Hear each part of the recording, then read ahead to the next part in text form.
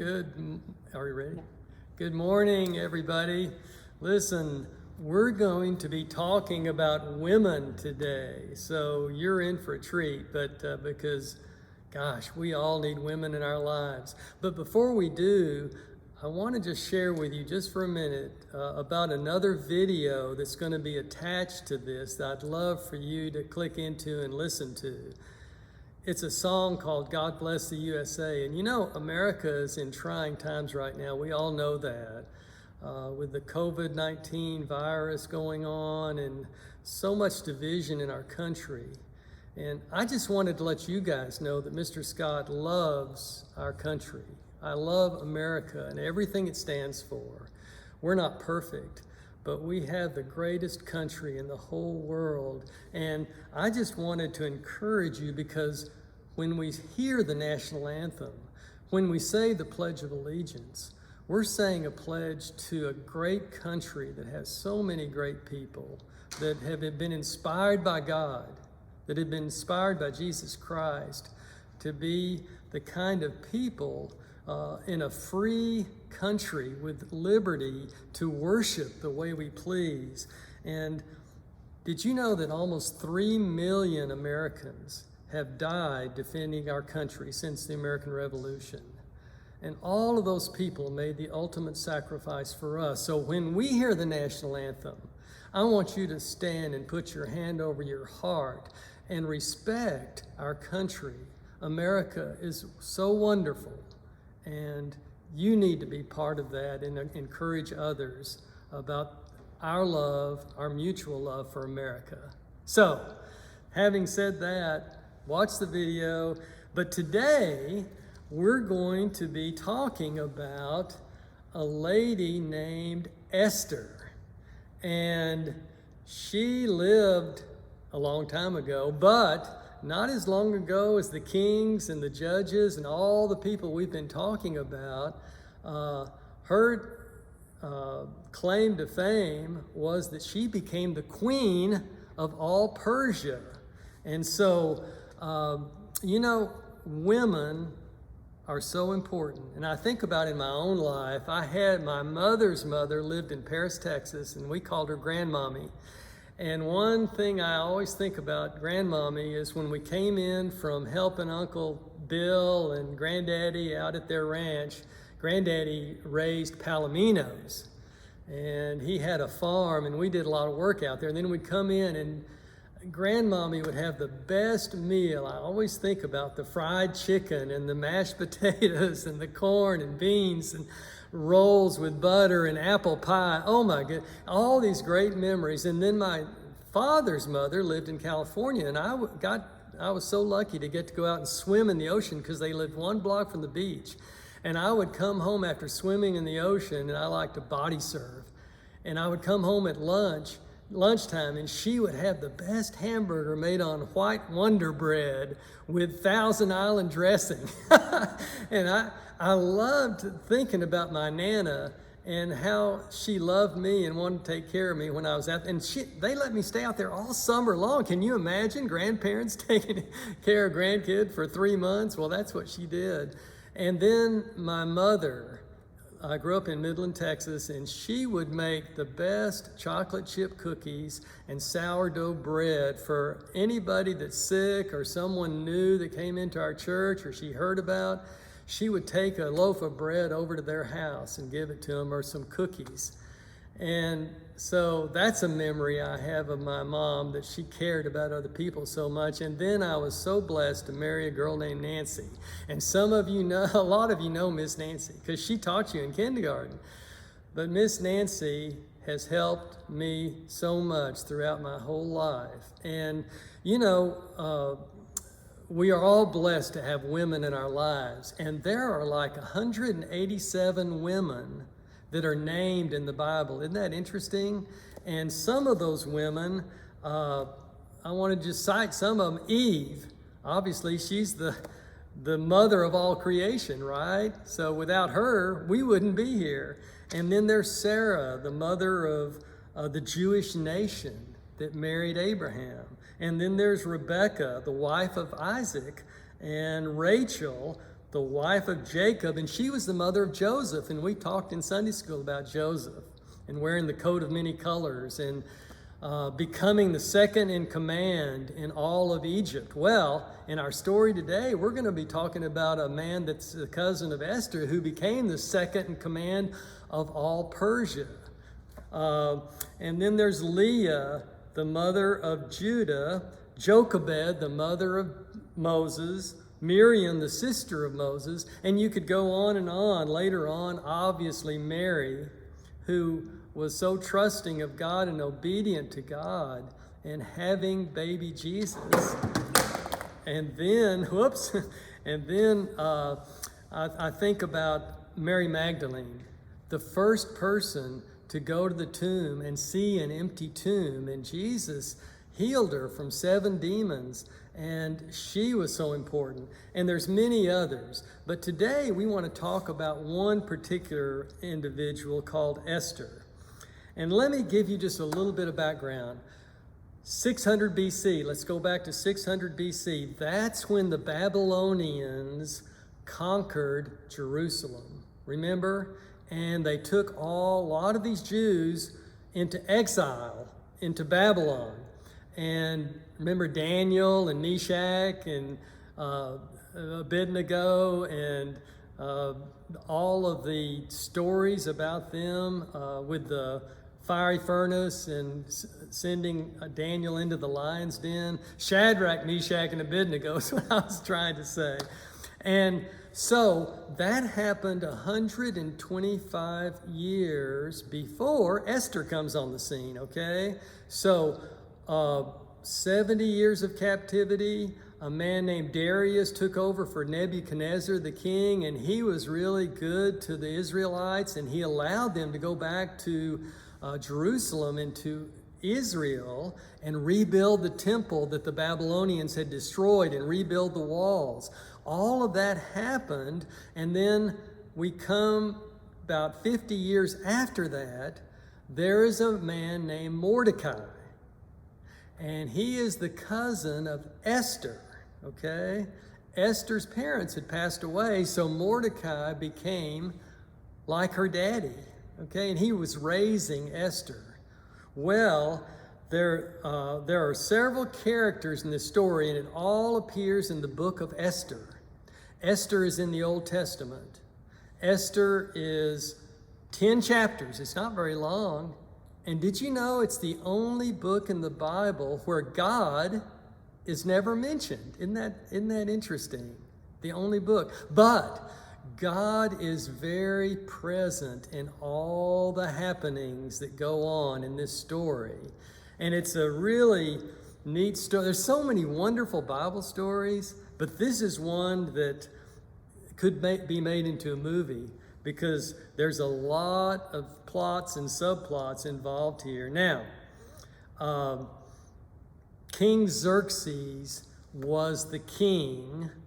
He was 35 years old, so he wasn't very old. And King Xerxes was a Persian. Now, what happened? The Mede-Persians defeated the Babylonians. And that occurred in 525 BC, and then 50 years later, Esther becomes queen.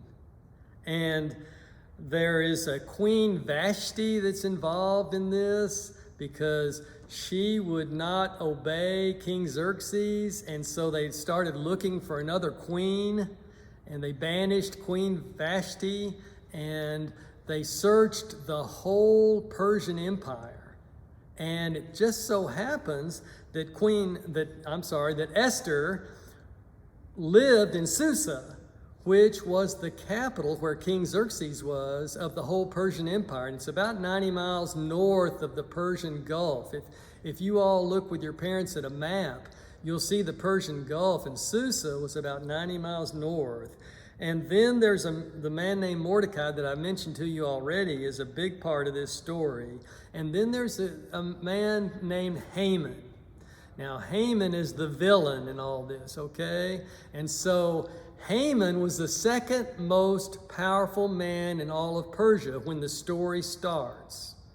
And what I'm going to do, I'm going to read you the story of Esther from her vantage point. And it comes from a book called Friends with God. I love this book, and you guys would enjoy it too. And it's titled, For Such a Time as This. And we'll talk about that a little bit, because Esther was given a very important role by God in all of this. And she was in the right place at the right time. Now, listen to this story, and y'all put your ears on and be thinking about what's going on here, okay? This happened 475 BC. That's 475 years before Christ was born. And not much happened after this in the Bible, between the Old Testament and the New Testament. So this is really important for the Jews. Lots of kids dream of being kings or queens. I'm one of the lucky few. Now, this is like Esther's writing, okay? I actually got to be a queen. But it wasn't really luck, and it wasn't for any reason I ever expected. I was just a girl when it all started. I was living with my cousin Mordecai, remember? Who had adopted me and raised me like his own daughter. We were Jews, which meant life wasn't always easy for us. One day, King Xerxes decided to find a new queen. We talked about that. Lots of girls tried out, but the king chose me.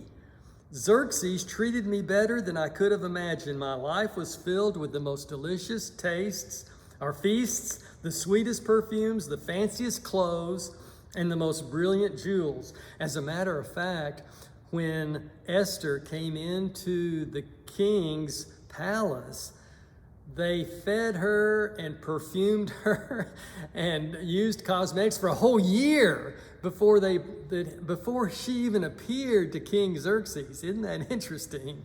She was something else, but there were some problems.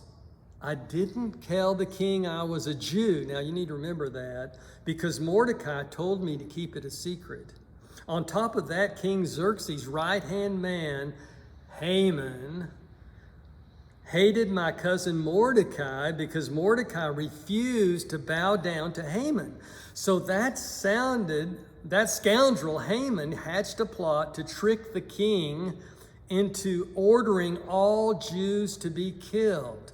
And listen, Xerxes gave Haman his signet ring, and he stamped it that 12 months from the time this order went out, on the day, December 13th, he wanted all the Jews killed because Mordecai did not respect and honor him as being in the second in command of all Persia.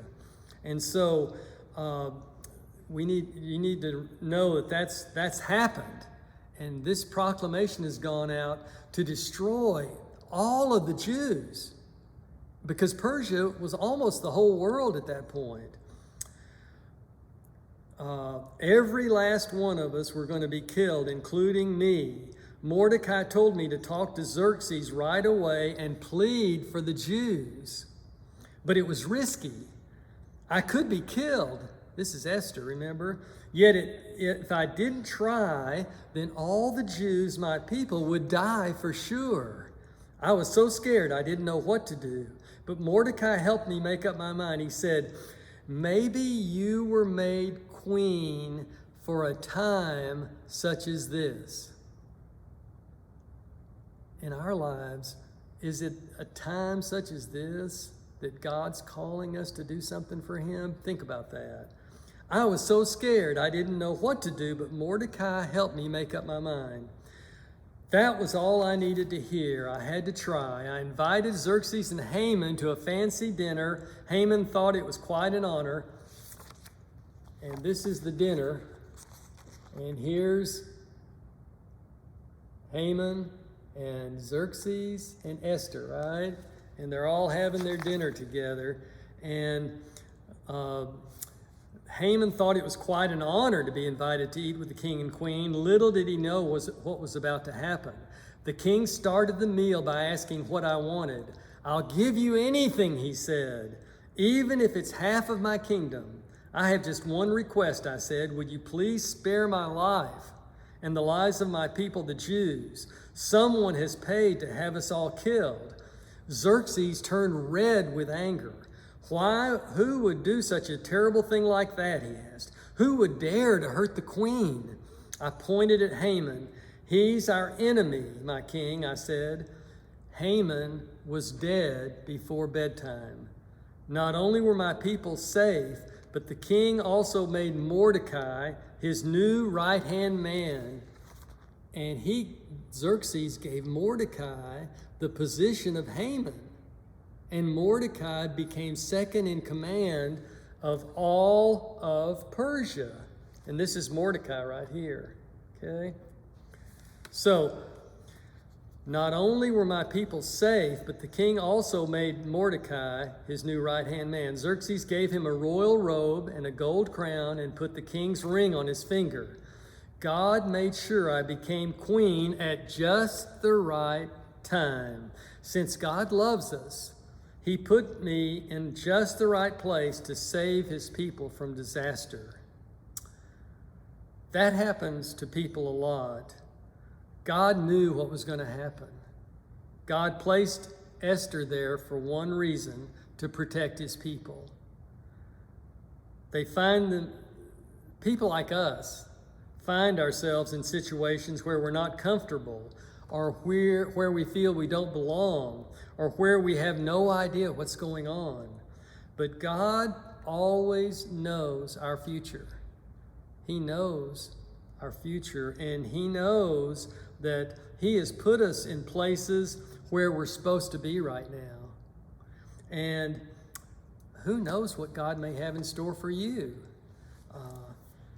You too may get the chance to do something very special for someone. I know you're home a lot now. School is about to start. We hopefully will be going to school again so you can see your classmates. You're going to be able to encourage some of your friends this year. You're going to be able to do things for your parents this year. You're going to be able to read your Bible this year and work on that on a daily basis, because, Mordecai was gifted with wisdom, and Esther was gifted with a faith for God, and she wasn't afraid to go in. One thing I didn't tell you, if Xerxes didn't put down his gold scepter when someone entered the room, they would be killed. And that's what Esther was faced with. So she was very courageous to do what she did. And she helped save the Jews. And so, you may be able to save someone when it comes to going to heaven someday because of Jesus. And you can be an ambassador for God. I want to read you a passage out of Revelation. We haven't talked much about Revelation, have we? But Revelation is the last book in the Bible. It's written by the disciple John. And John wrote the Gospel of John, right?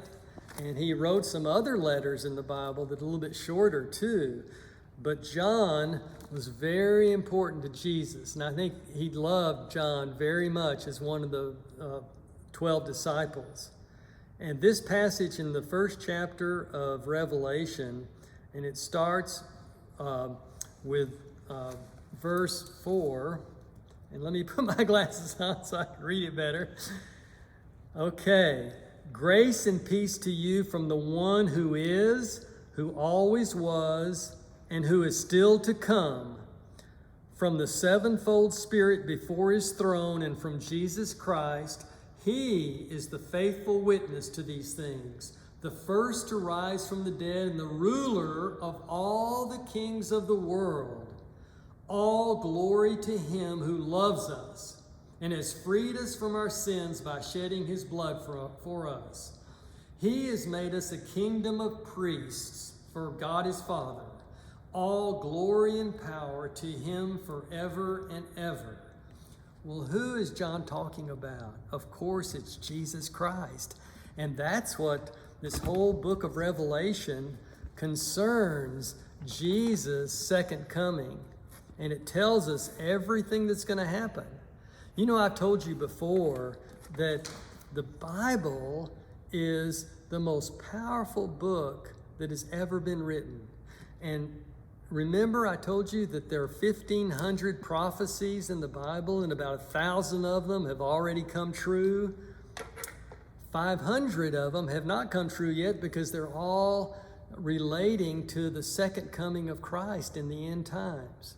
There is no other book in the whole world that has a love story about Jesus Christ and can tell us how to live our lives. And so Mr. Scott reads the one-year Bible.